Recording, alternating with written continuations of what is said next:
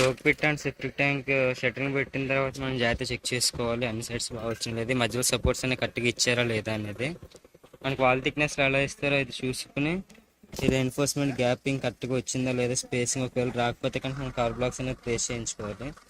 అలా cover blocks place చేయించుకున్న తర్వాత మనకి గ్యాప్ కనుక బాగా ఎక్కువ వస్తే, డిగ్గింగ్ అనేది బాగా ఎక్కువ చేస్తే, డిగ్గింగ్ బ్రెత్ అనేది థర్మోకోల్ షీట్స్ ఏవైతే ఉంటాయో దాన్ని ప్లేస్ చేయించుకుని వాల్ సైడ్ దాని మీద కాంక్రీట్ అనేది క్యాస్ట్ చేయించుకోవాలి.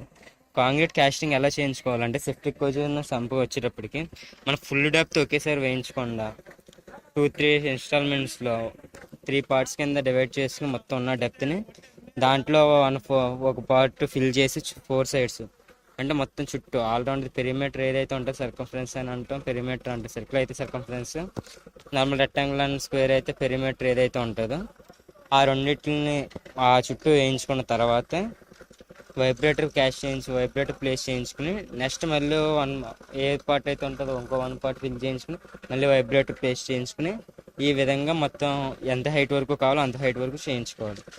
ఇలా మరి డెప్త్ అనేది బాగా ఎక్కువగా ఉంటే షట్టరింగ్ యొక్క డెప్త్ అనేది సోక్ పిట్ కానీ సెప్టిక్ ట్యాంక్ కానీ డెప్త్ కనుక హెవీగా ఉంటే మొత్తం అంతా ఒకే రోజు క్యాష్ చేయించకుండా 2 days క్యాష్ చేయించినట్టు ప్లాన్ చేసుకోవాలి. ఎందుకంటే ఒకే రోజు క్యాష్ చేయించుకుంటాం వాళ్ళ ప్రాబ్లం ఏంటంటే షట్టరింగ్ మీద లోడ్ అనేది ఎక్కువ పడుద్ది మనం వైబ్రేటర్ పెట్టినప్పుడు. ఆ విధంగా లోడ్ పడితే ఏమవుతుంది అంటే మొత్తం షట్టరింగ్ అంటే కొలాప్స్ అవుద్ది, కాబట్టి మనం ప్రాబ్లం ఫేస్ చేస్తాం. సో ఆ విధంగా ప్రాబ్లం ఫేస్ చేయకూడదు అనుకుంటే షట్టరింగ్తో ఏ ప్రాబ్లం రాకూడదు అనుకుంటే 2 days వేయించుకోవాలి. లోడ్ డెప్త్లో అయితే కొద్దిగా గ్యాప్ ఇచ్చిన వేయించుకోవాలి. కానీ కన్ఫామ్గా మొత్తం అంతా ఒకే సైడ్ ఫిల్ చేయకుండా పెరిమీటర్ దాని యొక్క పెరిమీటర్ ఏదైతే ఉందో ఆ లెంత్ మొత్తం చుట్టూ వేయించుకుని ప్లేస్ చేయించుకుంటూ ఉండాలి.